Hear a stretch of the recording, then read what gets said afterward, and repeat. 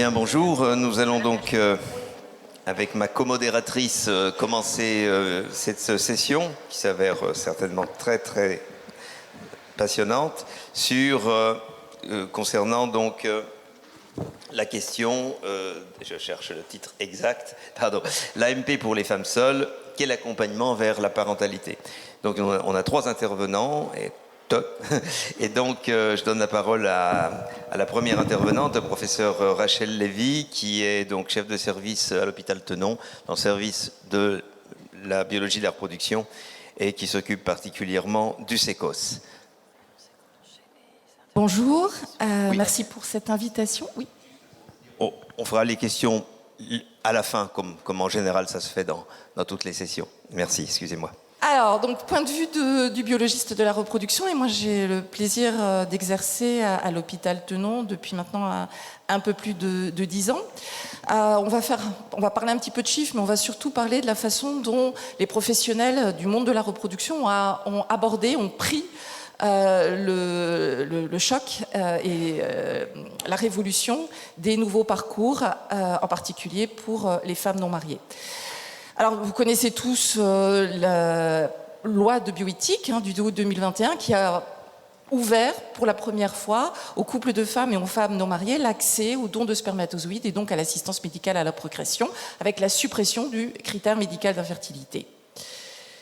En termes de chiffres, moi je vous ai présenté ce que nous avons vécu à Tenon. Donc, en 2020, on était avant la loi de bioéthique et vous voyez que les demandes étaient autour de 30-40 par an en termes de dons de spermatozoïdes. Et puis, même avant la parution de la loi de bioéthique en août 2021, on avait déjà des demandes. Et ces demandes, vous voyez les chiffres, elles ont très rapidement explosé. Et puis aujourd'hui, on est sur un palier qui reste haut. Alors le chiffre que je vous ai indiqué, c'est fin août. Vous voyez qu'on est à 816 demandes en 2022 et déjà fin août, on est déjà à peu près à 450 demandes. Mais ce qui est intéressant, c'est qu'à côté de ces demandes, il y a des consultations. Et pour mettre en place ces consultations, tous les professionnels de la santé ont vraiment pris la mesure de l'enjeu et ont fait vraiment de leur mieux pour pousser les murs, pour augmenter le nombre de consultations, augmenter les box de consultation. Et on est encore à faire des plans pour continuer cette extension, pour pouvoir améliorer la prise en charge. Et malgré cela, vous voyez les chiffres, aujourd'hui, plutôt en 2022, parce que là les chiffres sont stables, vous voyez que on est à 463 consultations pour à peu près 1200 demandes.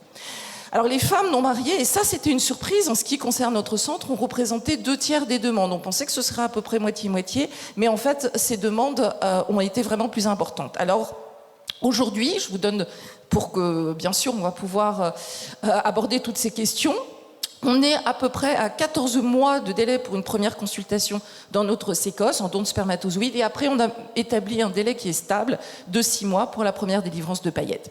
Alors à côté de ça, on a essayé maintenant, puisqu'on a un petit recul, de regarder un petit peu quelles étaient les femmes qui venaient au sécos, qui venaient déposer cette demande. Et en fait, on s'est rendu compte que les femmes non mariées étaient plus âgées par rapport aux couples hétérosexuels, dont on prenait en charge depuis très longtemps, et avaient un taux d'AMH plus bas et un nombre de follicules en trop plus faible, ce qui était tout à fait cohérent avec ce que nous observions. À côté de cette prise en charge des femmes non mariées, on a 2 autres nouveaux parcours qui sont ouverts en même temps, qui étaient l'autoconservation ovocytaire non médicale. Et cette activité, il faut comprendre qu'elle est arrivée un tout petit peu en décalage, mais quand même pratiquement en même temps, avec 60 demandes par mois, avec un chiffre qui ne faiblit pas, 136 congélations d'ovocytes en 2022, déjà 147 en fin septembre 2023, et à côté, bien sûr, pour donner suite et accompagner au mieux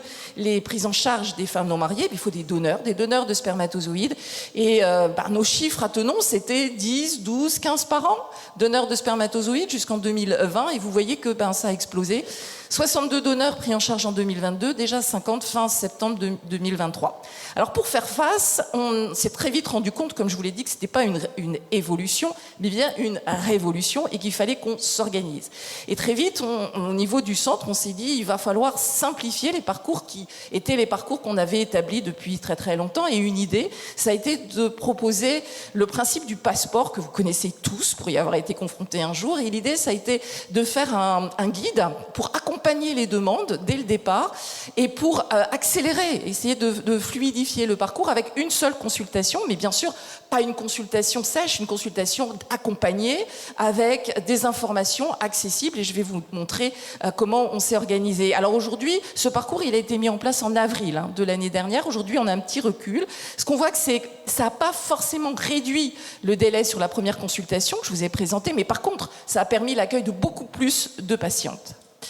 Alors voilà ce qu'on a mis en place à Thonon, parce qu'on s'est rendu compte très vite que dans le cadre institutionnel des échanges avec les psychologues, bien sûr que beaucoup d'informations étaient disponibles, bien sûr que, excusez-moi, il y avait des échanges, mais ça suffisait pas. Clairement, ça suffisait pas, et c'est pour ça qu'on a rapidement mis en place des groupes de parole. Vous voyez l'affiche qui est disponible dans notre centre. Vous pouvez participer à des groupes de parole destinés aux femmes, notamment un parcours de PMA solo. On ne le fait pas seul. Il y a des médecins de la reproduction, des biologistes, il y a des psychologues, et bien sûr, il y a des associations de patientes qui viennent, qui participent à côté des femmes. Et vous voyez maintenant, on a un recul un peu plus d'un an et demi, et on a fait un questionnaire récemment pour demander un petit peu ce qu'elle recherchait en venant dans ces groupes de parole. Et c'est intéressant, je vous les livre, rencontrer d'autres femmes vivant le même parcours. Je vous laisse lire les verbatims. S'informer, ça veut dire que malgré toutes les informations qui sont disponibles par ailleurs, il y a un besoin, il y a un désir de s'informer, et surtout rompre la solitude. Et ça s'impose à nous, et il faut bien sûr en tenir compte. Alors là, vous voyez que dans ces groupes de parole, il y avait des choses qui ont été ressenties de façon plutôt sympa, c'est-à-dire les échanges, la diversité des participants venant de tous les horizons, l'animation, la posture de la psychologue. Également, on a une équipe géniale. Les liens tissés avec d'autres femmes. Et puis à côté, il y avait aussi des éléments qui ont plutôt été perçus de façon négative. Le manque de réponse à certaines questions posées, mais aussi parce qu'il n'y a pas de réponse aujourd'hui.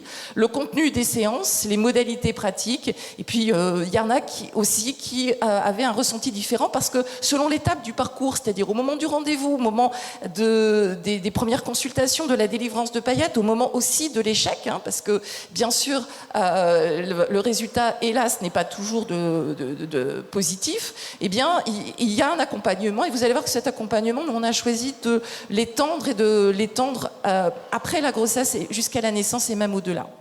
Donc pour essayer d'avancer là-dessus aussi, il y a eu, et l'ensemble des collègues de la PHP, il y en a beaucoup qui sont présents aujourd'hui, se sont réunis et ont rédigé un référentiel qui a été publié il y a quelques semaines, pour aussi répondre aux demandes en termes d'information d'un point de vue concret, médical, scientifique. Et puis il y a également l'homogénéisation dans ce référentiel qui fait que dans tous les centres de la PHP, eh bien, la prise en charge est identique, avec les mêmes propositions, et ça, c'était aussi un élément qui nous tenait à cœur. Alors voici les documents qu'on a conçus et qu'on a mis à disposition des femmes. Alors c'est des documents pour toutes les activités de don de gamètes, mais on a fait un focus bien sûr sur les femmes non mariées. Donc voilà, ça se présente comme ça, c'est un guide de ressources. Ce guide de ressources produit des bibliographies, c'est un guide qu'on actualise régulièrement. Parfois on reçoit des appels et on rajoute certains éléments. Il y en a pour tous, généralistes, vous voyez, femmes solo, couple de femmes. Il y a des ressources audio, on recense ce qui existe en termes de podcasts, en termes de culture, d'art, etc., et de séries, de documentation. C'est particulièrement apprécié. Puis on a également pensé après. Après, ça veut dire comment la parentalité va pouvoir s'exercer, quels seront les mots pour poser les choses. Et c'est pour ça qu'on propose une bibliographie pour les enfants dans toutes les situations, pour accompagner ensuite, avec même des propositions de livres de naissance qui sont adaptés à chaque situation. Et enfin, eh bien sûr, cette prise en charge, on sait à quel point les associations sont importantes, donc on les liste de façon la plus exhaustive possible, et là encore on actualise si on a de nouvelles informations. Et je vous l'ai dit, notre accompagnement ne s'arrête pas à la prise en charge, au fait de donner des paillettes, mais également il y a un accompagnement pendant la grossesse, parce qu'on sait que c'est une période dans laquelle vont se révéler certaines fragilités, certains problèmes. Accompagnement, vous le voyez, qu'on a dédié à la parentalité pour aussi répondre aux questions tout à fait normales qui vont se poser avec des réseaux.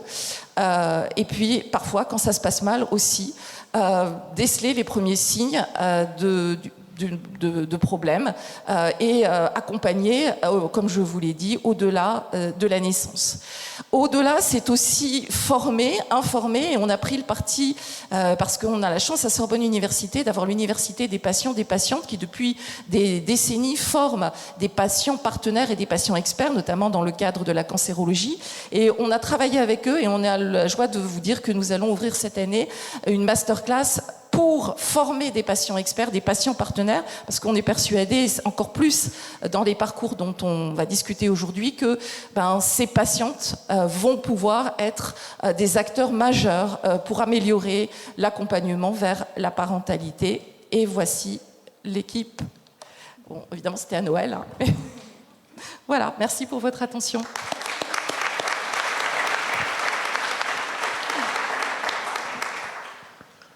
Alors, je vous présente ensuite Madame Margot Gandelon, qui est présidente de l'association Maman Solo et qui va enchaîner assez naturellement sur la présentation de Rachel Lévy. Merci. Merci de votre invitation. Donc moi, je représente l'association Maman Solo qui accompagne les mamans et les futures mamans solo par choix.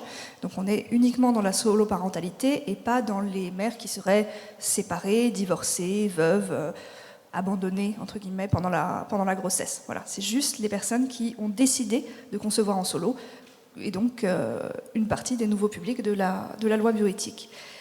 Il existe une image de la femme qui fait un bébé toute seule, et je pense que c'est celle de Jean-Jacques Goldman. J'ai revu le clip pour les besoins de cette présentation plusieurs fois. Et en fait, on voit qu'elle est hétérosexuelle, qu'elle est désirable, elle est blonde, elle est blanche, elle a 35-40 ans, elle gagne de l'argent, elle est indépendante dans sa vie, elle aime sa carrière. Et ça, c'est l'image d'Épinal, et je pense que c'est l'image que vous, professionnels, vous aviez en tête quand la loi s'est ouverte, l'image de la personne que vous allez recevoir. Et je pense qu'elle n'est probablement pas minoritaire, mais elle est loin d'être la seule. Donc je voulais parler un petit peu des autres publics qui ont parfois plus de mal à être reçus dans les centres de dons et dans les centres d'AMP. C'est celles qu'on va particulièrement accompagner parce qu'elles reviennent vers nous en disant qu'elles ont été soit mal reçues, soit refusées, soit qu'elles n'osent pas y aller, et donc elles se tournent vers d'autres parcours dont je vais vous expliquer intimement la difficulté qu'elles peuvent poser, même si j'imagine que vous les connaissez souvent. Donc on a toutes les femmes qui ne correspondent pas à cette femme du clip. Je sais que l'accueil est plutôt bon pour les femmes racisées, parce que là où vous allez avoir un problème, c'est sur les gamètes, puisqu'on ne peut pas les inventer. Je pense qu'il est important pour les accueillir correctement de préciser dès le début que l'appareillement est libre, c'est-à-dire qu'elles peuvent choisir d'appareiller leurs gamètes comme elles peuvent choisir de ne pas les appareiller. Et ainsi, il ne peut pas y avoir de problème de délai, c'est leur choix si elles veulent attendre des gamètes de leur phénotype ou pas. Voilà, ça c'est ce qu'on demande pour les femmes racisées. Il y a les femmes trop jeunes. Alors, trop jeunes pourtant, pour beaucoup de sécos, c'est 28 ans. Ça commence à 28 ans trop jeune. Alors que bon, 28 ans pour accéder à la parentalité, en France, c'est tout à fait moyen. Je crois que l'âge moyen, c'est 29 ans et demi. Mais bon, pour nous, c'est pas pareil. Je sais que pour les couples de femmes, on les accepte jeunes, parce qu'au moins, elles sont en couple. Voilà, elles ont trouvé leur personne, elles sont ensemble depuis X années. Je pense que certains professionnels ont un minimum d'années en tête pendant lequel il faut être en couple. Mais nous, on nous dit qu'on a le temps. Alors le temps de la fertilité, c'est vrai, mais surtout le temps de trouver le prince charmant, que beaucoup de femmes n'attendent pas. Moi, non, par exemple. Hein, c'est pas une option. Et pour beaucoup de femmes, c'est pas une option. C'est pas leur choix B, notamment les femmes qui se présentent dans les centres de dons en ayant 24, 25 ans, 26 ans, elles ont réfléchi. Et si elles veulent un enfant maintenant, c'est pas parce qu'elles n'ont pas trouvé quelqu'un en général, c'est juste parce qu'elles veulent un enfant. comme tous les couples hétérosexuels et les couples de femmes peuvent le vouloir au même âge. Donc il y a un problème par rapport à ça. On appelle de nos voeux que l'ouverture de la PMA pour toutes puisse l'être dès 18 ans, comme la loi le prévoit. Il y a un problème... Je vais arrêter de dire il y a un problème, je vais juste enlever ce morceau de phrase, désolée. On a un accompagnement également difficile pour les femmes trop âgées, sachant que la loi a fixé, je sais que vous n'êtes pas tous d'accord avec ce qu'a fixé la loi, pour des raisons de fertilité notamment, et de problèmes de gamètes, mais la loi a fixé que c'est jusqu'au 45e anniversaire qu'on peut accéder à l'AMP en France. Et aujourd'hui, une femme de 44 ans qui vient me voir, effectivement, je lui dis d'aller à l'étranger. Mais une femme de 43, de 42, voire de 41 aussi. Ça fait quand même un gros delta pour aller à l'étranger. Évidemment, je vais aussi lui dire de se diriger vers une réflexion pour un double don. Mais les doubles dons, on en fait en France, les accueils d'embryons aussi, donc on devrait pouvoir les accueillir en France, même si j'entends qu'il y a une réalité matérielle sur les gamètes également. On accueille qui d'autre ? On accueille tellement de gens. On accueille aussi les refus des femmes trop grosses, qui vont être refusées à partir de 35 d'IMC en gros, qui vont être... Alors, c'est pas refusé, parce que trop grosse, c'est moins grave que trop vieille, parce que ça peut changer. Donc, on leur dit de mincir. Ce qui leur fait en fait une perte de chance en général plus importante à cause du délai, parce que perdre 1 an quand on a 37 ans, c'est une perte de fertilité plus importante que si on arrive à perdre 20 kilos. Et ça, les chiffres le montrent, hein, vous pouvez le vérifier, c'est assez clair qu'il vaut mieux essayer de concevoir le plus tôt possible, même quand on est en état d'obésité. Voilà ce qu'on demande aussi, un meilleur accompagnement pour ça. Et ça a été beaucoup discuté avec la PHP, d'ailleurs, le cas des femmes asexuelles, qui revendiquent d'avoir trouvé leur orientation sexuelle, qui est de ne pas avoir donc de désir d'avoir des relations sexuelles, asexuelles ou aromantiques, ce qui peut fixer assez tôt le fait qu'on n'ait pas envie d'avoir un partenaire romantique qui serait le second parent, et celles qui ont éventuellement jamais eu de relations sexuelles également, puisque ce n'est pas forcément les mêmes cas entièrement, qui ont des difficultés à être reçues avec des personnes qui vont comprendre que c'est une orientation sexuelle comme une autre, dont on parle peu, certes, et qu'il faut la respecter, et qu'elle entraîne forcément une vie en solo et sans second parent, à moins de coparentalité. Et également, alors ça, on ne l'avait pas forcément vu venir,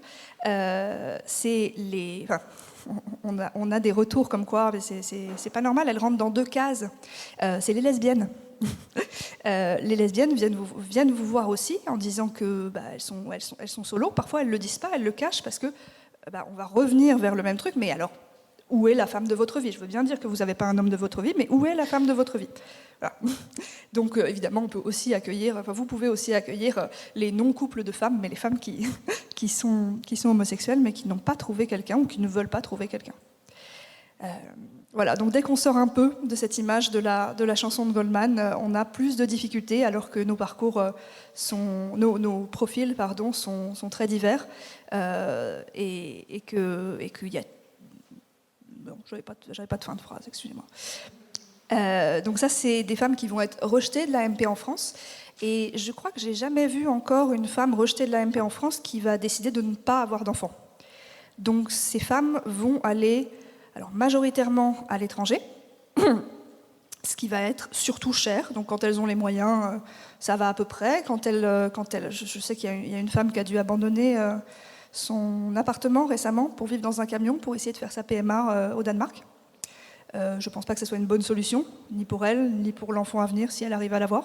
C'est évidemment des cas complètement extrêmes, mais elle a déjà dépensé 15 000 € à l'étranger et elle n'a plus de quoi vivre. Voilà un cas extrême de ce à quoi ça peut mener. Donc ça va d'abord coûter de l'argent, donc appauvrir une femme qui en plus conçoit en solo, donc il n'y a pas le deuxième salaire pour l'avoir.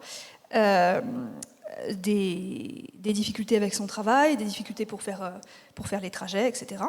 Mais c'est encore le moins grave, cette filière à l'étranger et cette filière cryos également, que j'imagine vous connaissez, d'importation de gamètes de l'étranger, mais faites directement en France.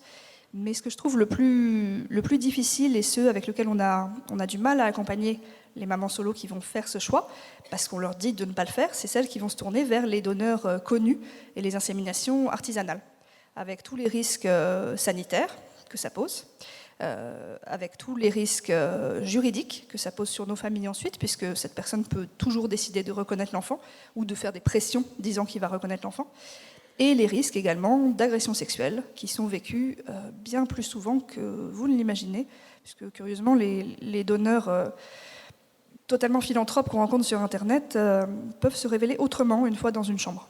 C'est curieux, on n'aurait pas pensé.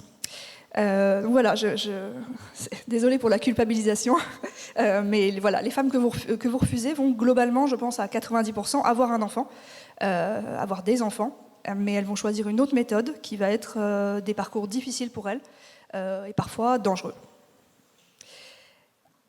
Ben voilà, je pense que je vais m'arrêter là pour ce petit tableau. Comme ça, on passera aux questions après. Merci.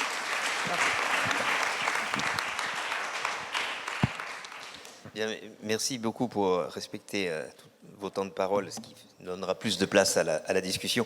Donc la troisième intervention, c'est le professeur Brigitte Chabrol de l'hôpital Timone à Marseille sur le rôle de la parentalité dans la petite enfance. Voilà. Donc merci beaucoup, merci aux organisateurs de m'avoir invité aujourd'hui pour parler d'un sujet qui m'est évidemment en tant que pédiatre très cher, c'est le développement de l'enfant. Et finalement, je pense que l'enfant, vous me donnez la parole à la fin, mais c'est vrai que c'est l'aboutissement quand même de la demande d'AMP, de la demande de certains parents, et c'est l'arrivée de cet enfant. Donc je vais recentrer mon propos sur l'enfant et puis ces notions qui sont, somme toute, vous allez voir, assez récentes dans l'histoire de l'humanité, de parentalité. Alors, l'enfant, donc, il a eu une place qui est tout à fait différente dans la société, et on peut considérer, alors quand vous cherchez la définition de l'enfance, elle peut être complètement biologique, avec des termes extrêmement précis, elle peut être médicale, elle peut être psychologique, psychiatrique, et elle peut être également sociétale.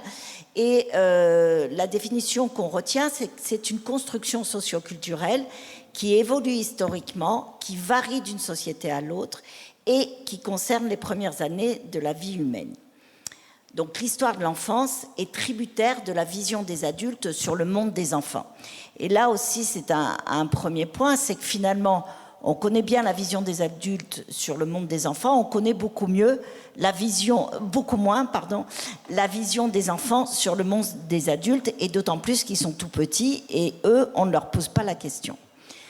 Alors l'histoire de l'enfance, donc, elle est schématisée de cette façon-là, très rapidement, avec les premières ères où l'enfant finalement était un don de la terre-mère et qui permettait de reproduire une lignée, il appartenait à une lignée, et puis il commence à devenir un petit peu plus individualisé, on va dire vers le XVIe siècle, avec des représentations très religieuses à l'époque, donc de l'enfant Jésus, avec tous les pouvoirs entre guillemets qui lui sont liés.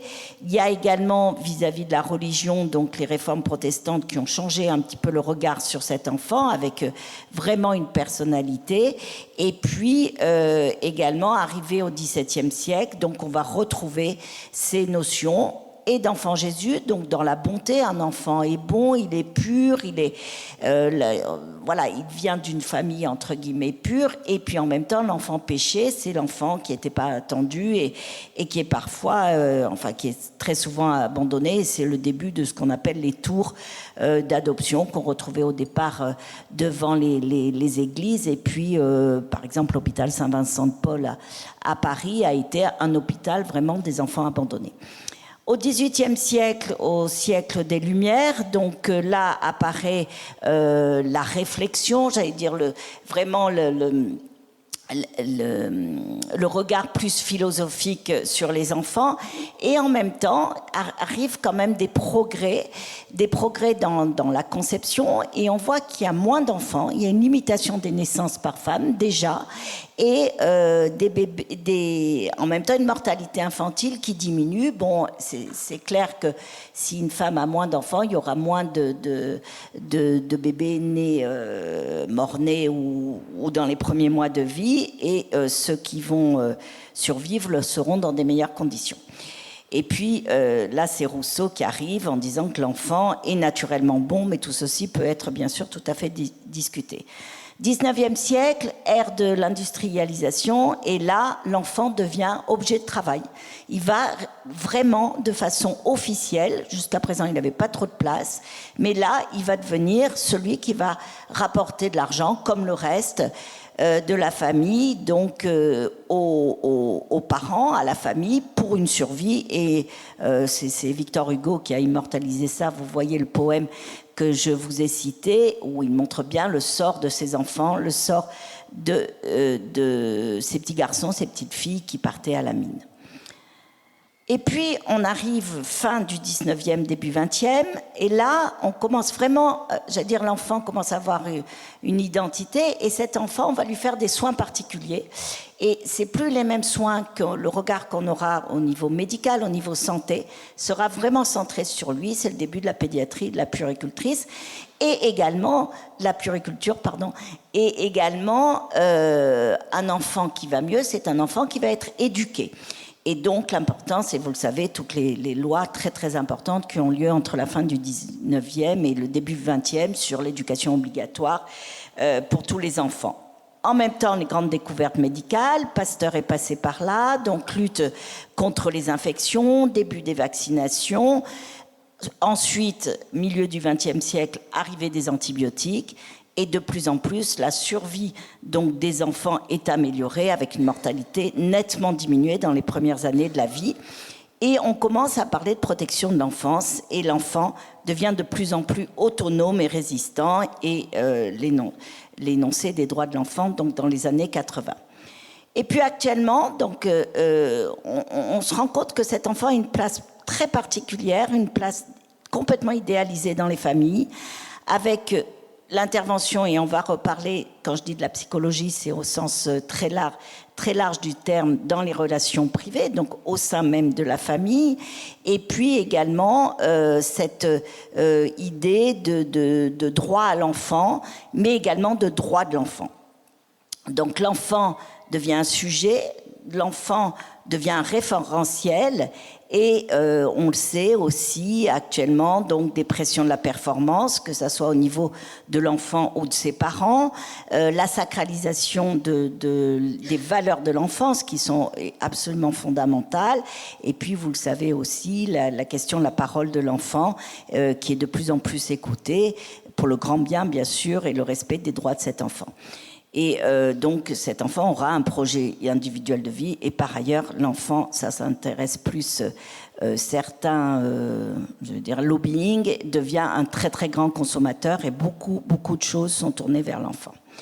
Alors, en même temps que la vision de l'enfant a changé, il y a une notion qui a été introduite, mais tard finalement, qui était plutôt après 1950, donc tard dans l'histoire de l'humanité, à la fin du XXe siècle, et on peut parler, donc la première notion et description de la parentalité, même s'il y avait eu des textes un peu plus anciens, mais celui qui a apporté, c'est vraiment Bowlby, en 1958, qui a parlé de la théorie de l'attachement, qui montre, en fait, il a démontré qu'il y avait une propension à établir des liens forts avec des personnes particulières qui existent dès la naissance et se maintient tout au long de la vie.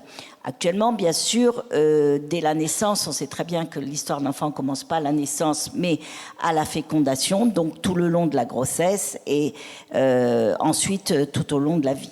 Et les fonctions de cet attachement vont être d'apporter à l'enfant une protection, il va avoir un sentiment de protection, de réconfort, de consolation, quand ce nourrisson, ce petit nourrisson, qui n'est pas un être végétatif comme on va le revoir, perçoit des menaces extérieures ou internes.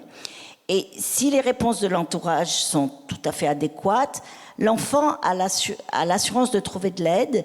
Et ce qu'avait décrit Bowlby, c'est qu'il va trouver des personnes finalement référentes de sécurité et qui permettront d'avoir une meilleure image de lui-même, positive, qui va le suivre tout au long de sa vie. Cette théorie a été largement débattue, il y a eu beaucoup de controverses, et ça, j'ai pas le temps de les développer, mais j'ai vu que très récemment, donc un article est sorti dans la revue de l'Académie de médecine sur l'attachement, la mentalisation et les conséquences des contextes d'adversité, donc pour bien développer, partant justement de cette théorie de Bowlby. Ensuite, il y a eu dans les années 80, il y a eu tous les travaux de Didier Houzel sur cette notion de parentalité qui a été vraiment mis en exergue, et à tel point, c'est que cette parentalité, et la définition de la parentalité a été définie dans un texte ministériel, dans une circulaire, et la parentalité désigne l'ensemble des façons d'être et de vivre le fait d'être parent. C'est un processus qui conjugue les différentes dimensions de la fonction parentale, matérielle, psychologique, morale, culturelle, sociale. Elle qualifie le lien entre un adulte et un enfant, quelle que soit la structure familiale dans laquelle il s'inscrit, et ils disent bien qu'il est inscrit clairement que c'est dans l'intérêt supérieur de l'enfant. Alors, comme exemple, j'ai choisi de vous parler des 1000 premiers jours, bien sûr, de ce tout petit, où beaucoup de choses se passent. Certains disent même que tout se passe. Je pense que c'est un petit peu exagéré, mais en tout cas, on l'a vu déjà avec Bowlby, et c'est une période extrêmement importante et qui a été mise en exergue ces dernières années. Donc, les 1000 premiers jours, c'est tout simplement les 9 mois de la grossesse, donc 270 jours, plus 2 ans, 365 plus 365, donc ça fait 1000. Alors, qu'est-ce qui se passe pendant ces 1000 premiers jours? Il se passe une phase de développement, et quand même l'un des organes peut-être les plus importants, c'est le cerveau, et cette phase de développement cérébral qui est absolument cruciale, qui est un processus long et continu, qui débute dès la conception et se poursuit bien au-delà de la naissance. À la naissance, tout n'est pas joué, loin de là. C'est donc une période cruciale où il y aura les acquisitions précoces du nourrisson qui sont basées, on va le revoir, sur des déterminants génétiques, mais également totalement dépendants de l'environnement postnatal. Et je crois que la vision actuelle, on en a fini avec la bataille entre l'inné et l'acquis. C'est simplement une conjonction des deux, et pour lequel, en particulier sur l'environnement, on va pouvoir agir beaucoup moins que sur les gènes.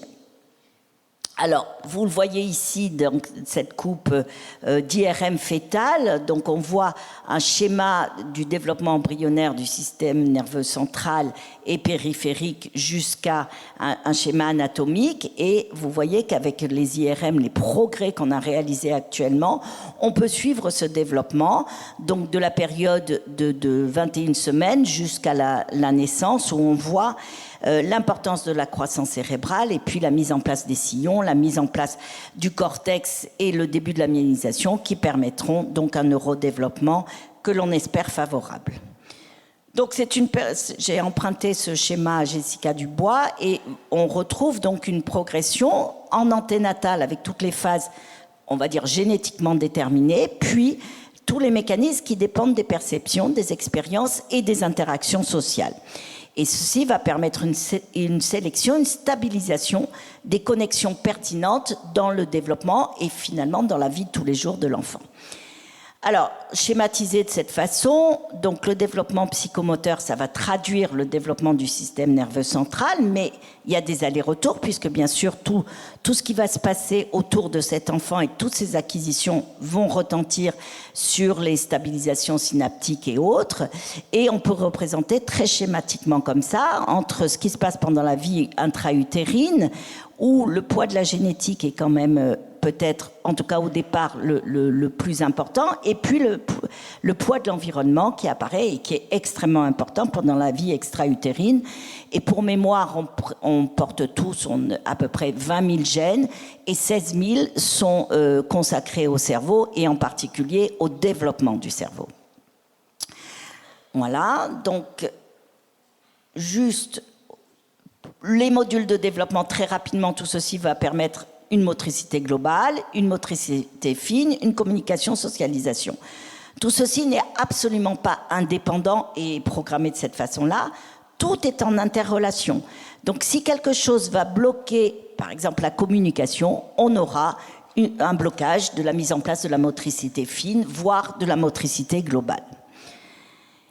Enfin, toujours dans les modules de développement, et ça il faut rendre hommage à un autre pédopsychiatre américain, donc jusqu'au milieu du XXe siècle, voire même un peu plus tard, on entendait, voire moi ça fait 40 ans que j'exerce et je l'entendais dans mes études, au début de mes études, le nouveau-né est un être végétatif qu'on utilisait régulièrement, qu'on entendait dans les services de néonat ou autres. En fait, c'est totalement faux, on le sait. Le bébé est une personne, Brazelton l'a parfaitement démontré, et il y a toute une échelle des compétences du bébé qui sont absolument exceptionnelles et qui nous montrent déjà ce tout petit, même pas nourrisson, nouveau-né, ce qu'il est capable de faire. Ça, je n'ai pas le temps de développer, mais c'est une vraie fascination. Alors, pour aller un peu plus loin dans cette fascination et voir comment les choses se mettent en place, j'ai pris l'exemple du langage.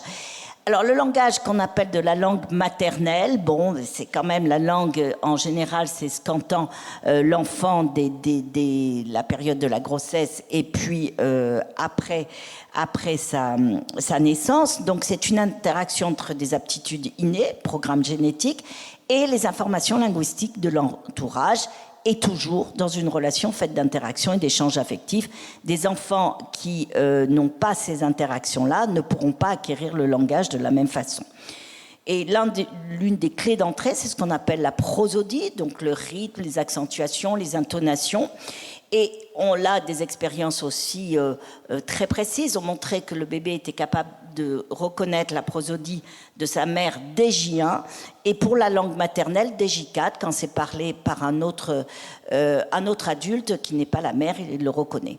Ceci a été mis en évidence par des travaux exceptionnels de Guylaine Dehaene depuis les années 90-2000 et qui montre ici en IRM fonctionnel, on voit qu'il y a une activation spécifique pour la parole à l'endroit, pour la prosodie dès l'âge de 2 mois et avec un bébé qui a déjà un circuit neuronal qui lui permet de repérer certains éléments répétés de la phrase.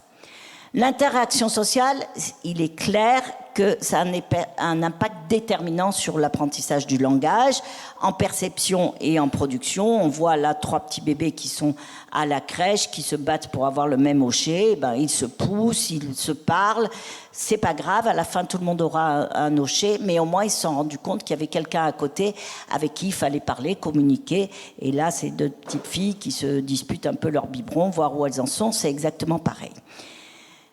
Une autre expérience qui n'est pas souvent citée, mais pourtant qui est ancienne, de 2003, c'était des enfants de 9 mois américains qui ont été exposés à la langue chinoise, à du mandarin, soit en live avec une personne donc, qui parlait le mandarin, soit à la télé. Et seul le groupe exposé en live a appris à discriminer les phonèmes du mandarin.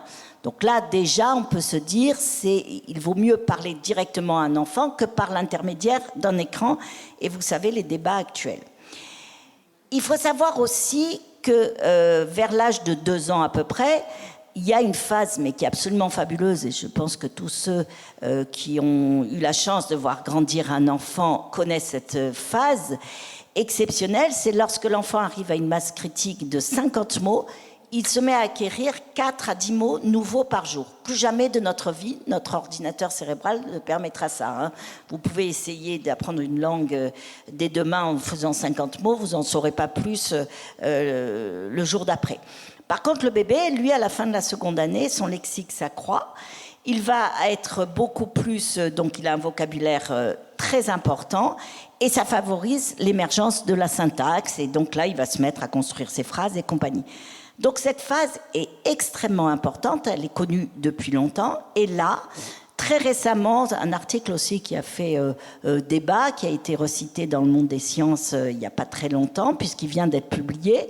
Donc c'est une équipe française sur une cohorte d'enfants de 13 763 enfants, donc on ne peut pas dire que c'est quelques cas uniquement, donc a montré que effectivement les écrans pouvaient avoir un retentissement sur le développement cognitif de l'enfant, mais surtout la phase la plus critique, c'est quand l'enfant a 2 ans et que ses parents sont devant la télévision au moment des repas et donc on ne parle pas directement à l'enfant. Donc ça contredit un peu, c'est pas l'écran qui est directement finalement néfaste sur le développement neuronal ou autre, mais c'est le fait de ne pas parler à cet enfant. Alors moi, la campagne zéro écran, je la transformerai parler à vos enfants. Mais voilà, ça on ne m'a pas demandé mon avis.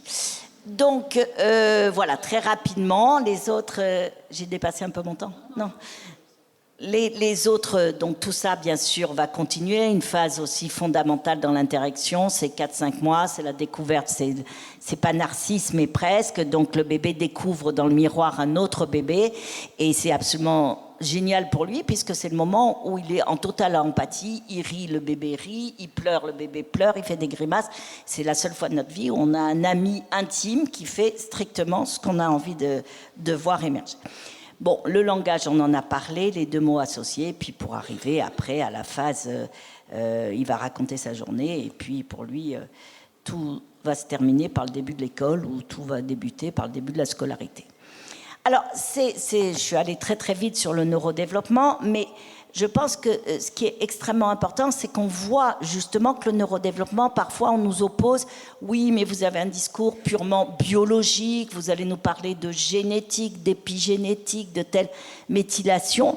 Et en fait, l'Académie de médecine a écrit ce communiqué donc très récemment, en septembre 2022, en disant que les parents étaient acteurs du neurodéveloppement de leur enfant et que c'était une évidence confrontée par les données actuelles de la science. Et ça, je crois que ce qu'ils nous remettent là, donc c'est en particulier les neurosciences, le développement de la psychologie cognitive, de la pédopsychiatrie, de la science des émotions, qui ont permis de mettre en avant tout l'environnement qu'un enfant doit avoir pour pouvoir exprimer au mieux son développement cérébral. Donc il y a un certain nombre de points qui ont été développés et tout ceci est repris donc dans les 1000 premiers jours. Donc vous le savez, cette campagne qui a, enfin plutôt cette commission qui a été créée dont le rapport a été émis en 2021, qui avait été présidée par Boris Cyrulnik, et une charte de la parentalité. Et clairement, on ne va pas la lire ensemble, mais il y a clairement décrit des préconisations justement pour s'occuper au mieux de leurs enfants. Et j'ai vu que dans votre attestation universitaire, vous avez repris, et ça semble évidemment extrêmement important. Et puis je fais juste une petite pub pour moi-même. Donc si jamais vous voulez tout savoir plutôt sur la neurobiologie, mais également l'environnement, je vous conseille ce bouquin, Le développement naturel de l'enfant, le cerveau du bébé et 6000 premiers jours. Merci beaucoup.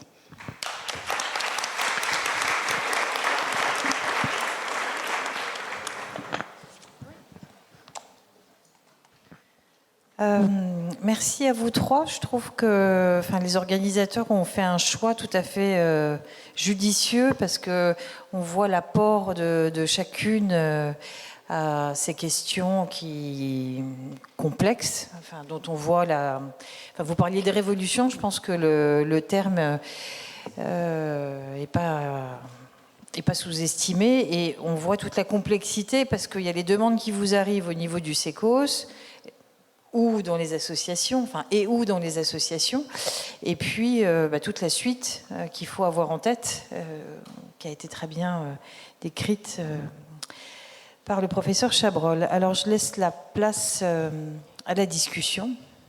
Est-ce que quelqu'un souhaite intervenir ? Je vous demanderais peut-être de vous présenter rapidement. Merci. Bonjour, Charline Cartelier, je suis conseillère en génétique sur les CPDPN de Lyon. J'avais 2 questions, l'une très technique et l'autre plutôt éthique. Sur le plan technique, est-ce que pour les patientes qui se présentent avec des désirs de grossesse qui sont solo à un moment donné, sur les options qui leur sont proposées entre la conservation des ovocytes ou la fécondation et du coup la conservation d'embryons, est-ce qu'il y a des différences de réussite en fonction de est-ce qu'on congèle avant ou après la fécondation qui font que les patientes sont plutôt orientées vers stocker une partie peut-être pour si jamais plus tard elles trouvaient un conjoint et qu'elles ont leur réserve ovarienne abaissée par exemple, ou est-ce qu'il n'y a pas forcément de différence entre les 2 techniques ? Là, on parle bien de l'autoconservation ovocytaire sociétale. Oui, mais est-ce que les patientes solo, quand elles ont des demandes est-ce qu'on leur propose de faire, par exemple, stocker une partie des ovocytes préférentiellement sur les ovocytes. Vous savez, aujourd'hui, la vitrification ovocytaire, c'est une technique qu'on maîtrise vraiment très bien, avec des pourcentages de survie ovocytaire qui sont excellents. Donc, on va privilégier les techniques qu'on connaît bien sûr très bien. Après, c'est un autre parcours. Si on va vers... Et c'est le cas, ça existe. On a des femmes qui arrivent pour une autoconservation ovocytaire, vous avez raison, et qui, en discutant, vont finalement s'orienter, vont dire, écoutez, non, j'ai réfléchi, je pense que je vais aller vers une AMP avec don de spermatozoïdes, et dans ce cas-là, on va privilégier. J'ai parlé tout à l'heure du référentiel, donc ça c'est bien protocolisé, c'est-à-dire en fonction de l'âge, de la réserve ovarienne et d'autres facteurs, on va aller privilégier toujours la technique la plus simple, c'est-à-dire l'insémination. Et puis, s'il y a des échecs d'insémination ou en fonction de l'âge, on ira vers une fécondation in vitro pour laquelle on transférera un embryon, bien sûr. Et dans cette situation, il peut y avoir des embryons qui seront conservés. Mais on va toujours aller vers bien sûr en dialoguant avec la patiente, vers la situation la plus simple et celle où il y a aussi les meilleurs résultats. Donc privilégier la vitrification d'ovocytes aujourd'hui, c'est ce qui est qui est proposé le plus en routine. Je ne sais pas si j'ai répondu à la question. Oui, tout à fait. Et ma deuxième question, c'était par rapport à l'accès et à l'accompagnement des patientes qui seraient demandeuses d'une grossesse en solo et qui présentent des handicaps moteurs ou neurosensoriels.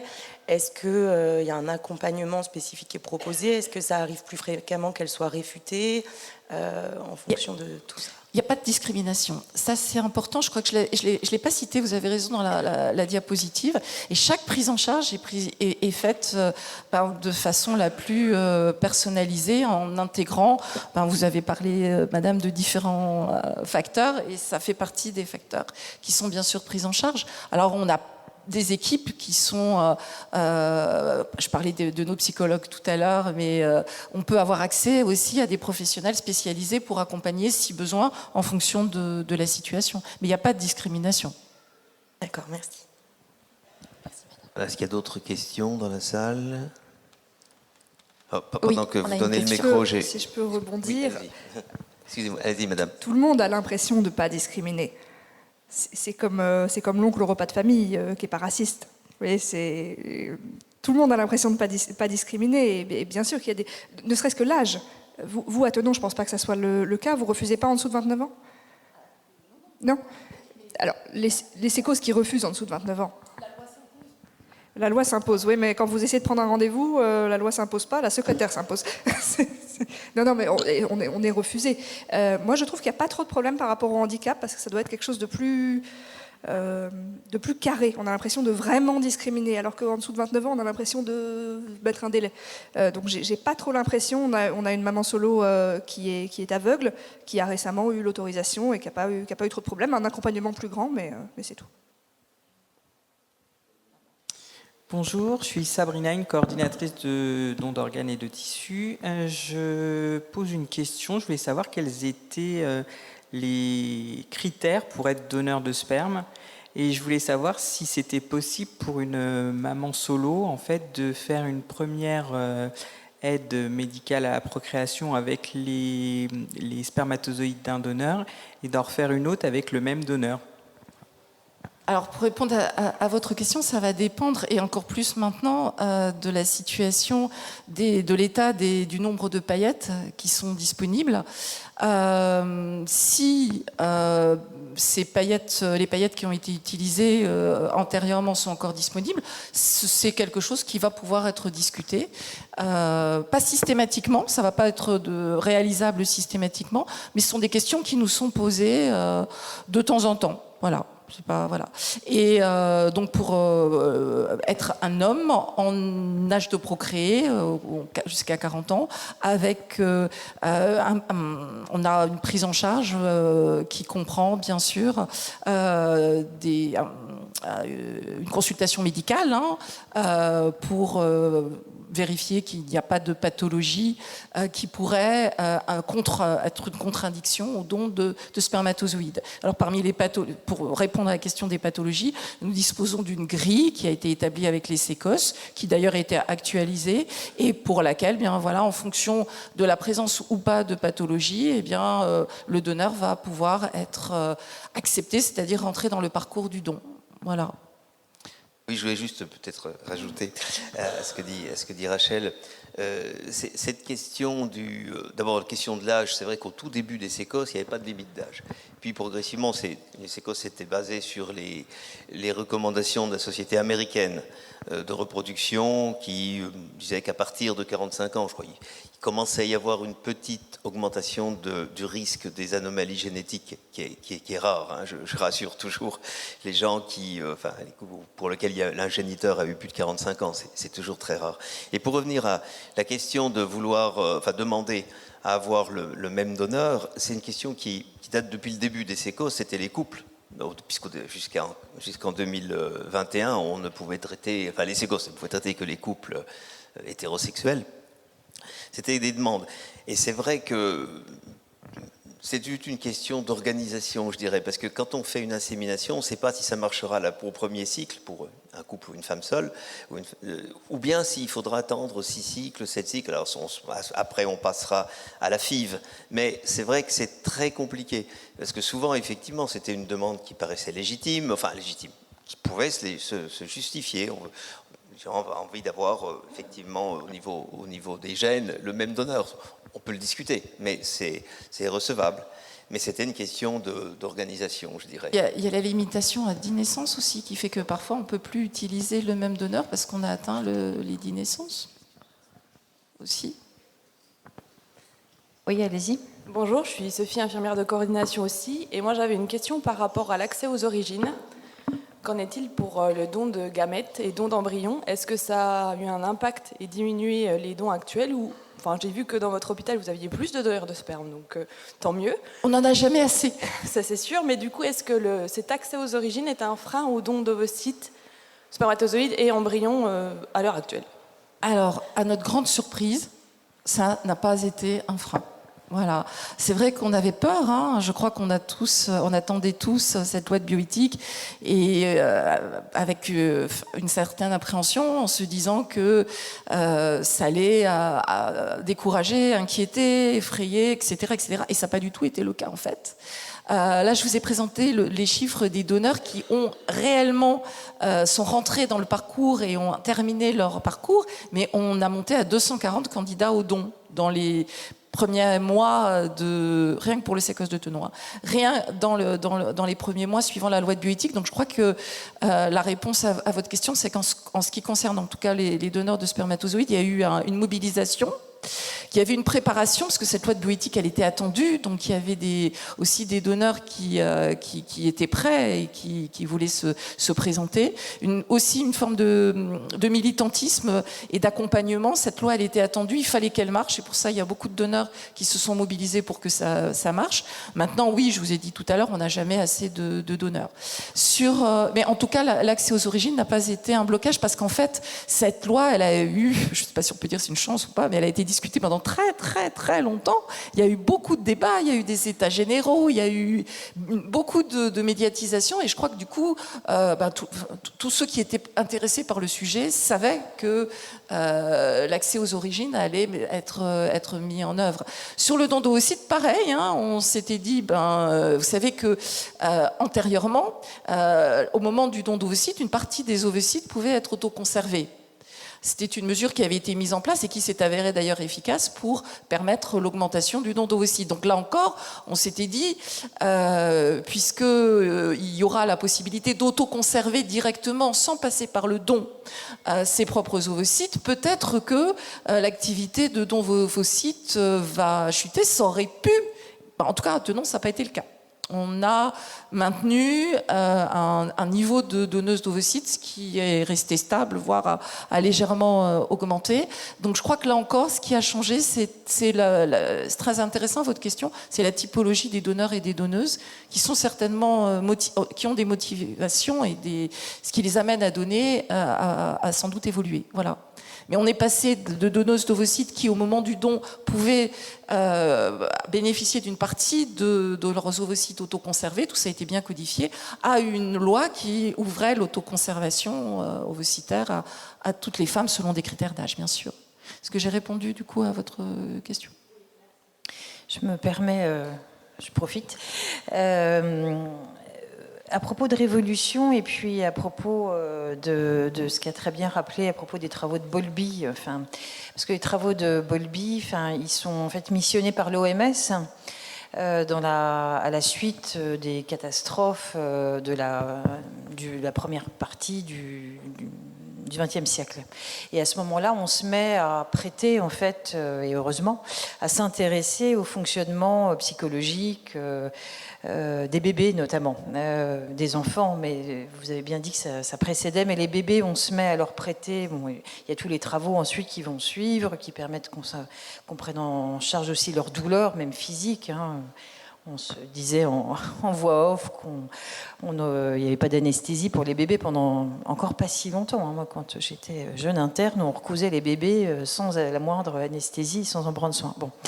Alors, avec cette révolution qui survient, si je puis dire, en tout cas, disons, ces demandes, parce que là, si j'ai bien noté, vous êtes passé de 40 à 800 et quelques, donc c'est assez considérable. Alors, j'imagine bien que toutes les demandes n'aboutissent pas, mais enfin, néanmoins, je m'interrogeais sur la connaissance que vous aviez, puisque vous aviez, professeur Chabrol, bien insisté sur l'importance du développement, du neurodéveloppement chez l'enfant, et si vous aviez connaissance d'un certain nombre de travaux, parce qu'à ma connaissance, il y a extrêmement peu de choses qui s'intéressent à l'enfant, à la construction de l'enfant dans des situations diverses. Vous avez insisté sur l'importance de l'environnement.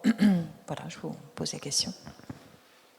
Merci beaucoup de me poser cette question. C'est effectivement quelque chose qui est très difficile, et je crois que ça va être un domaine de recherche en sciences humaines et sociales qu'il faut absolument développer, parce qu'il y a très peu de travaux.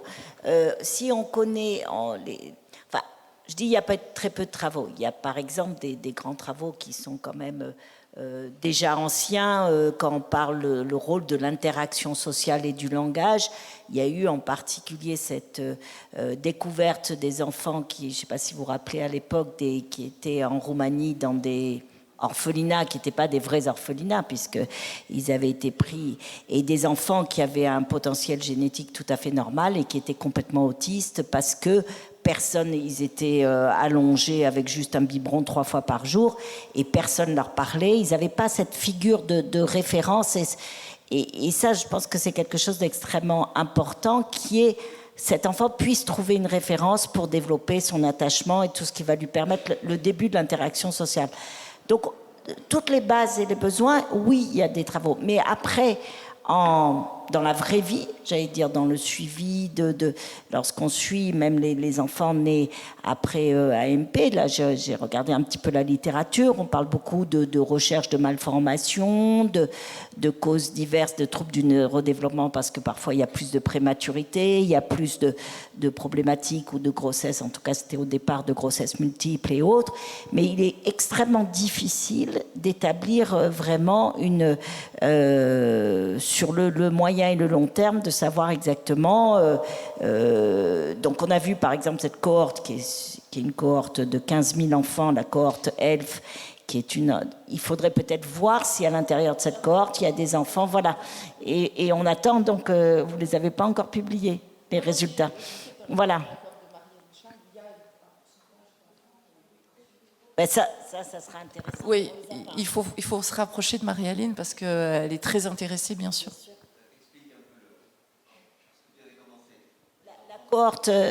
La cohorte ELF, c'est une cohorte en population générale et donc il y a plus de 15 000 enfants qui ont été examinés, je crois, jusqu'à l'âge de 6 ans, enfin suivis entre la naissance et 6 ans. Et là, donc les travaux sur les écrans, c'est entre 2 et 5 ans. Ils avaient vraiment axé ça parce que c'était vraiment le cognitif et le langage par rapport à tout ce qu'on entend actuellement sur les écrans.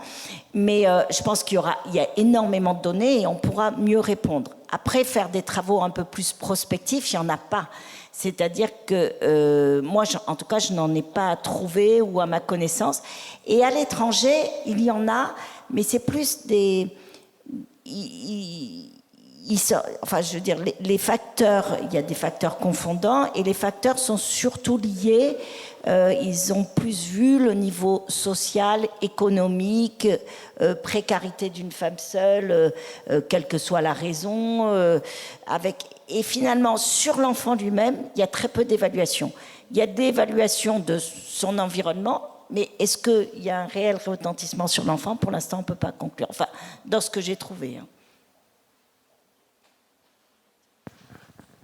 Est-ce qu'il y a d'autres questions? C'est vrai que ce que vous dites, là, il y a quelques années, bon, on m'a demandé de faire un article pour le côté la revue du praticien, je crois. Mais peu importe. Et j'avais trouvé, effectivement, qu'il y avait quand même pas mal d'articles et qui étaient bien faits. Parce qu'on reprochait toujours aux premiers articles des biais méthodologiques, on disait que c'est des articles partisans sur les couples de femmes. Mais c'est vrai que sur les femmes seules, on n'avait rien. Enfin, j'avais rien trouvé. Et je pense que ça continue et ce sera intéressant d'avoir des réflexions. Et on montrait bien d'ailleurs chez les couples de femmes que ces enfants avaient une évolutivité aussi bien psychique que somatique exactement comparable à celle des autres enfants. Je le précise parce que c'était important quand même. Si je peux juste, c'est pour ça que on est très, très attaché, c'est très important, bien sûr, les 1000 jours.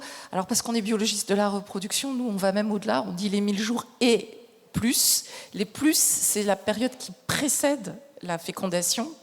Avec, vous avez parlé, et madame, c'est très important, de l'impact non seulement de la génétique, mais de ce qu'on appelle aujourd'hui l'épigénétique, qui va jouer dès la fabrication des gamètes, et en particulier, bien sûr, de l'ovocyte. C'est pour ça qu'on est très attaché à être le plus possible bienveillant, à diminuer tout ce qui peut être stress dès le projet d'enfant et au-delà, on en a parlé, avec le suivi de ce qui peut arriver au cours de la grossesse, après la grossesse, dans les premiers mois, les premières années de vie. Je pense qu'il faut vraiment élargir notre vision du projet d'enfant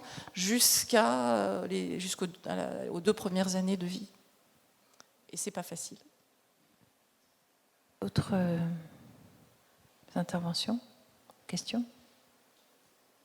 Bon, pendant que vous réfléchissez, j'en profite pour rebondir sur ce que vous venez de dire, parce que vous avez bien noté, vous nous avez montré dans les questionnaires que les motivations à venir au groupe de parole, si j'ai bien compris, les groupes de parole ont du succès, ce que je trouve déjà assez intéressant. Oui, oui.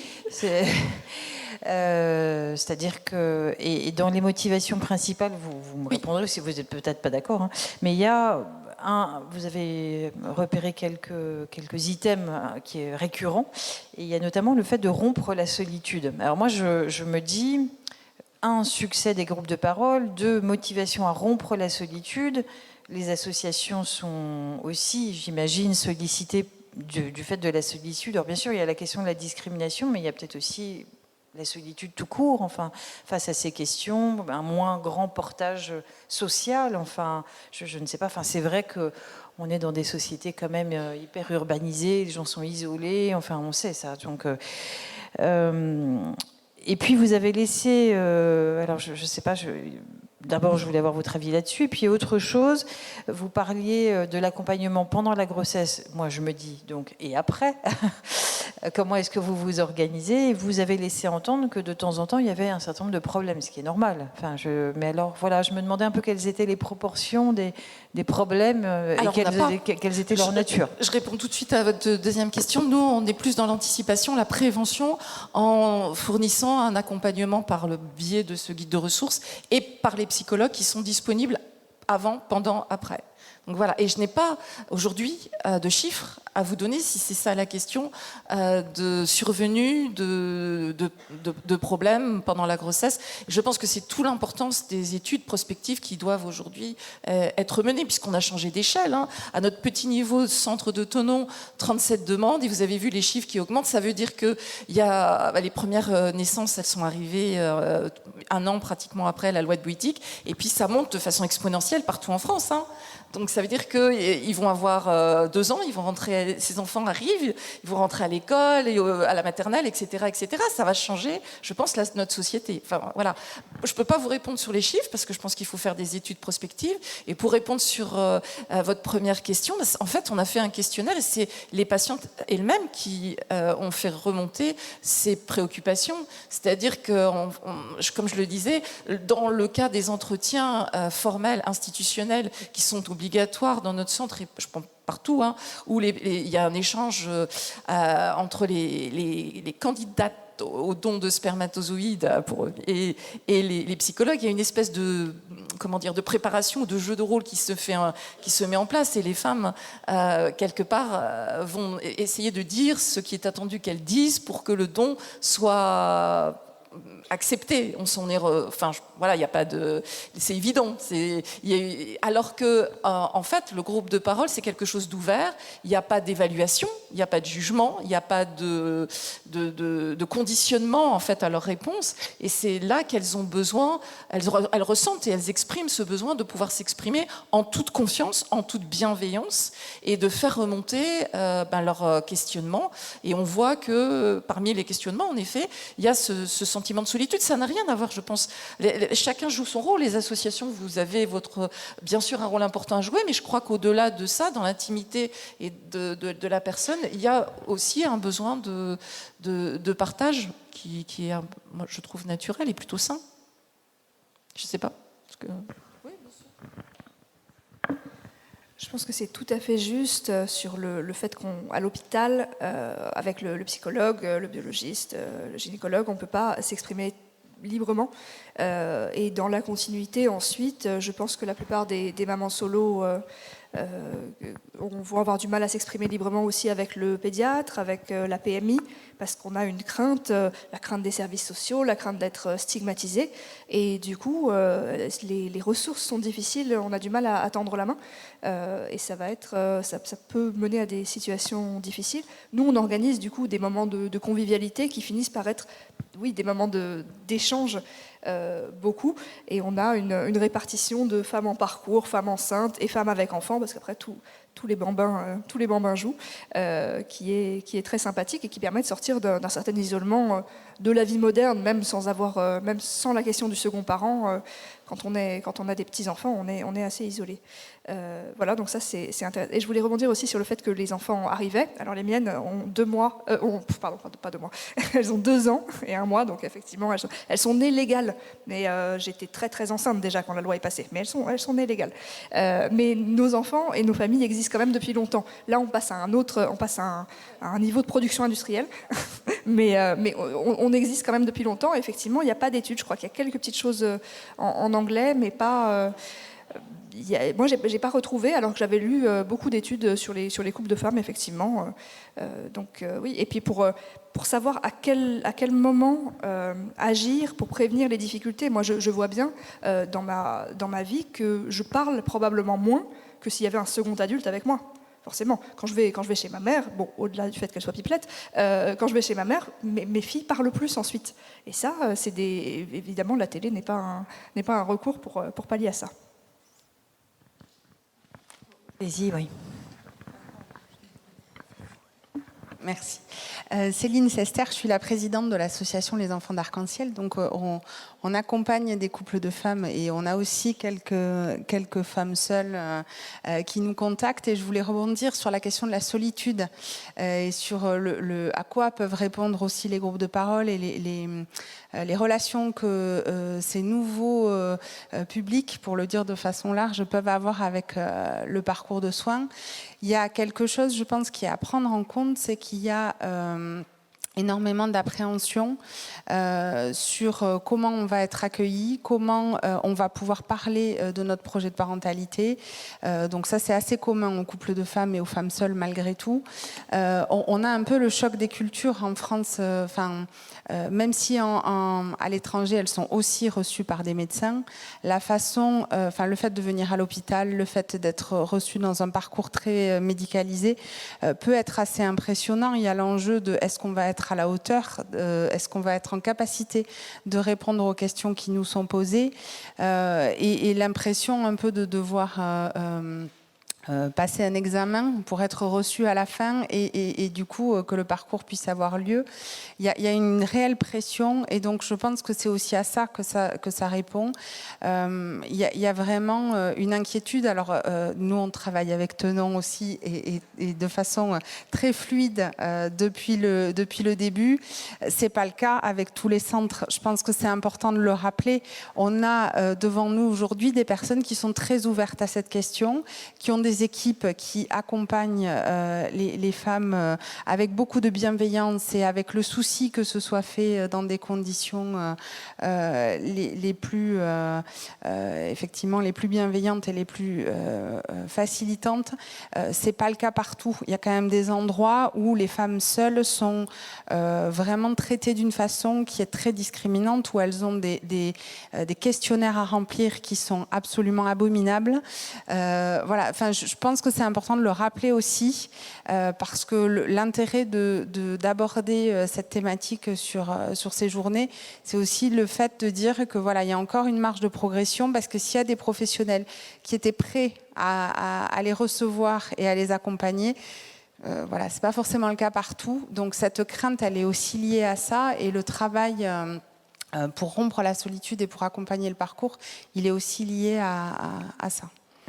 Oui, si je puis me permettre, moi-même et mes équipes, on avait été auditionnés à plusieurs reprises par l'Académie nationale de médecine, à l'Assemblée nationale, au Sénat, etc. Et toute la question de l'agrément psy pour ces questions-là, alors qui se posait dans les sécos, pas exactement sous la forme d'un agrément, mais enfin, et puis même des psys, mais pas seulement des psys, au sens large, un psychiatre, psychologue, mais des équipes tout court, dire oui, dire non. Alors bien sûr, on dit oui, on dit non, enfin, pour des raisons parfois, des mauvaises raisons, celles que vous soulevez, celles que vous avez soulevées également, même si on n'en a pas complètement conscience, et puis parfois, comme vous le disiez également, pour des raisons matérielles. Mais c'est vrai qu'il avait été réfléchi, cette question, et d'ailleurs ça n'apparaît pas dans la loi, de la nécessité qu'il n'y ait pas un agrément, et notamment pas psy, mais pas seulement pour des raisons d'absence de discrimination, mais plutôt mettre l'accent sur tout le travail de prévention, c'est-à-dire d'accompagnement, pour que parce que même s'il n'y a pas d'agrément au sens strict, comme il y en a pour l'adoption, par exemple, parce que c'est comme ça que ça se discutait, on est parti de l'existant. Pour l'adoption, il y a un agrément. À un moment, on dit oui, on dit non. Là, bon. Donc l'idée, c'était de ne pas reproduire cette situation-là, mais qu'en même temps, l'accent puisse être mis sur la prévention. Et je trouve intéressant ce que vous décrivez très bien, de la difficulté à pouvoir parler des choses et qu'en même temps, dans ces groupes de parole, puissent s'exprimer. Voilà. Donc, je crois que tous les acteurs de bien avant la fécondation, comme vous le disiez, jusqu'à longtemps dans la vie de l'enfant, on a à réfléchir à ces questions-là. Et juste un point, au-delà de la bienveillance, de l'absence de discrimination, etc., c'est vrai que ça soit, par exemple, bon, je prends des exemples, hein, et ça ne va pas être exhaustif, mais par exemple, les obstétriciens, quand ils s'aperçoivent qu'en fonction de telle ou telle technique, il va y avoir une surreprésentation d'un retard de croissance intra-utérin, de prématurité.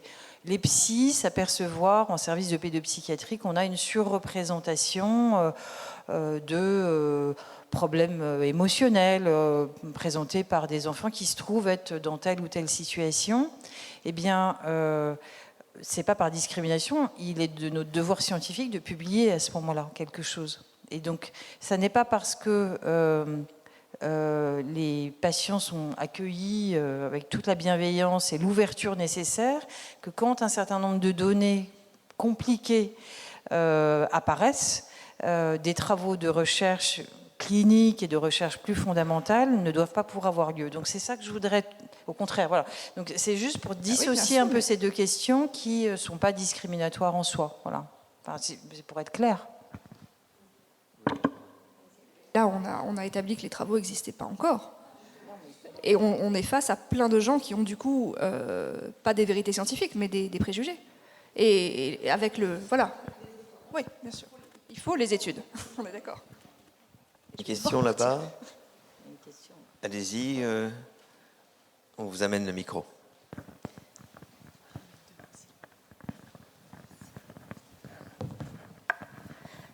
Nicole Poré, je suis psychologue en cancérologie pédiatrique et récemment installée en libéral. Merci beaucoup pour les exposés. J'avais une toute petite remarque. Oh, ne partez pas parce que je voulais vous demander quelque chose. Je suis là. Bon, la crèche ne ferme pas. Juste une petite remarque par rapport au professeur Lévy. Le nombre de demandes augmente. Il est stable. Vous avez dit que les psychologues étaient là avant, pendant et après. Est-ce que le nombre de psychologues augmente ? Voilà. Bon. Évidemment, je vais vous dire qu'on a toujours besoin de plus de psychologues. La réponse, elle était attendue. On a la chance, nous, je vous l'ai dit, d'avoir une super équipe qui œuvre même au-delà des heures d'ouverture du laboratoire, parce que les groupes de parole, c'est le soir, et qui est actif, y compris sur le réseau, le net, pour aussi faire répondre aux questions. Mais on n'a jamais, suffisamment de psychologues. Bien sûr. Et alors, une question à Madame Gandelon. Merci beaucoup, j'ai trouvé très intéressant ce que vous avez développé.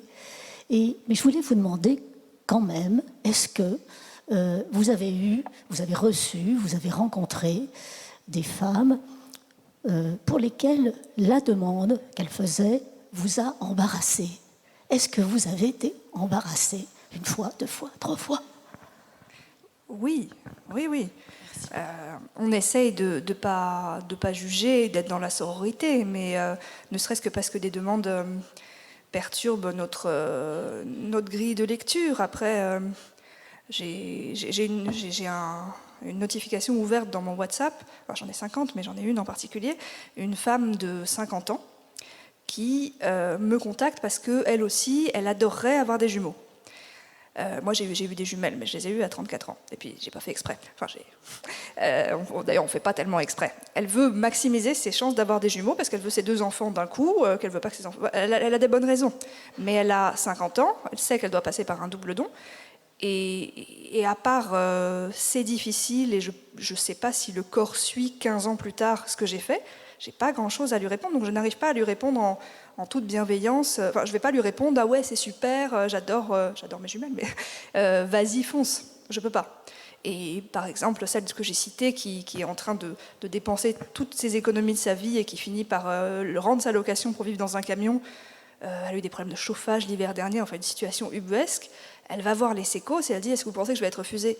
C'est-à-dire qu'il n'y a pas les revenus, mais tu es au RSA et tu n'as pas de logement. Donc Oui, il y a bien sûr des demandes qui nous mettent dans une certaine difficulté. On essaye de revoir les choses avec un angle ouvert, mais il y a des demandes qui posent des problèmes. Ouais. Si je puis juste avant que vous partiez, alors dans la petite histoire que vous racontez, les obstétriciens diraient des jumeaux à 50 ans, warning, attention, voilà. Mais justement, bien sûr, le terme d'embarras me semble intéressant parce que les sécos, c'est des discussions avec les représentants des sécos, hein, plusieurs. Certains responsables sécos m'ont dit qu'ils étaient gênés par des demandes de femmes très jeunes. Très jeunes, elles ont 20, 23 ans.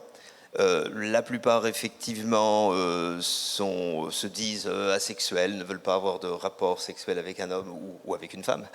Mais là, ça serait une IAD. Et ça les gêne. Ça les gêne parce qu'ils se disent peut-être qu'elles vont évoluer, peut-être que voilà, faire un enfant, faire une insémination à 20 ans, c'est pas contraire à la loi. Mais c'est vrai que ça gêne un certain nombre de choses qui, pour certains, alors c'est pas qu'ils disent non, ils disent on temporise un petit peu. C'est peut-être hypocrite, mais c'est logique aussi. Il y en a qui disent non, clairement, qui disent pas avant 29 ans. Je pense qu'on a 5-6 centres en France qui disent pas avant 29 ans pour la prise de rendez-vous. Et oui, moi aussi, en toute honnêteté, ça me gêne, mais il y a eu d'amples débats à l'Assemblée nationale et au Sénat. Ils ont décidé de ne pas mettre de limite d'âge, contrairement à l'avis de l'Agence de biomédecine, je crois d'ailleurs. Et moi, bien sûr que peut-être que si j'étais le législateur, j'aurais peut-être mis 25 ans, 20, je sais pas. Mais le fait est que c'est 18. C'est vrai, et j'arrête là pour la prise de parole. C'est vrai qu'au Conseil d'orientation, parce que le Conseil d'orientation, il y a 32 personnes, il y a des gens, des femmes d'ailleurs, qui avaient proposé justement de mettre un âge plancher, en disant c'est trop jeune, quoi. Mais voilà, c'est tellement humain et tellement personnel ces questions que c'est très difficile bien sûr de donner quelque chose de général. Et la loi, c'est ça le problème, c'est que si la loi elle met une date, elle mettra un âge, quoi. Et là, elle n'a pas voulu en mettre. Je sais pas ce qu'en pense madame. Merci madame. Merci beaucoup.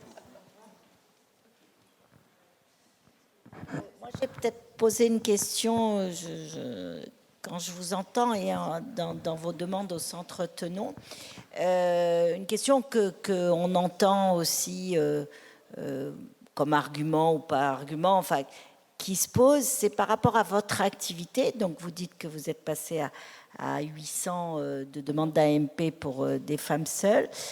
Comment vous équilibrez, enfin, est-ce qu'il faut parler d'équilibrer par rapport aux femmes où, quelque part, l'indication médicale et pas sociétale, la demande est médicale du fait de différentes causes de stérilité ou autres, qui sont en couple, mariés ou seuls, mais qui ont une demande donc médicale. Est-ce que du coup, il y a dans la mesure où vous avez quand même pas beaucoup plus de moyens, est-ce que du coup, le parcours d'une femme stérile est beaucoup plus compliqué ?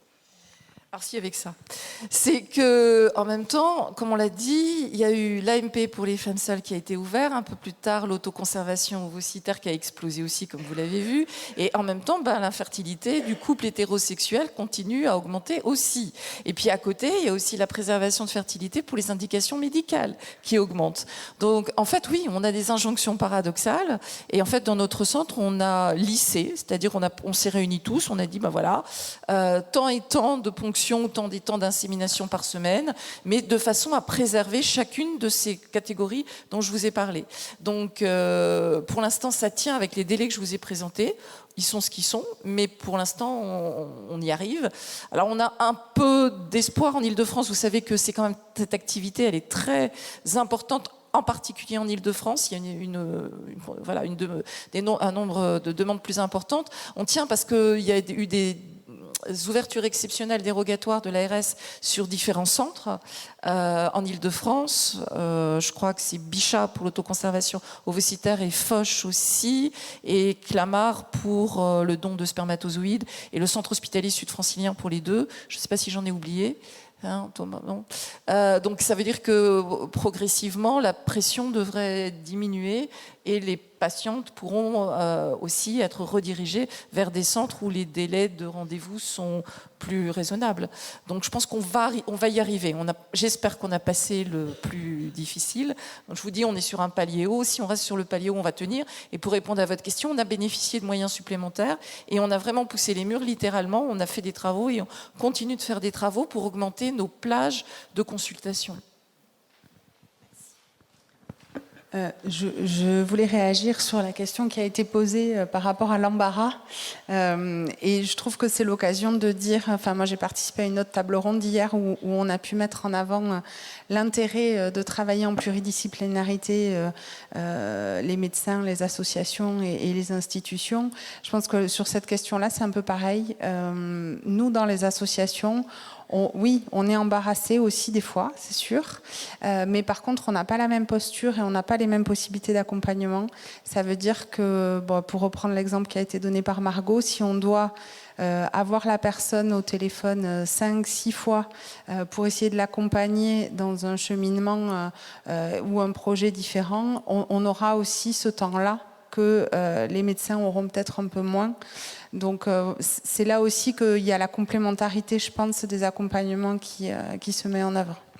Et je reviens à notre projet de masterclass de parents experts, patients,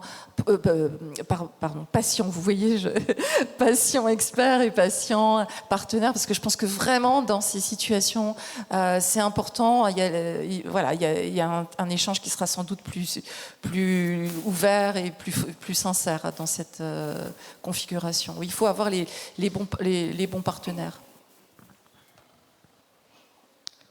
Bonjour.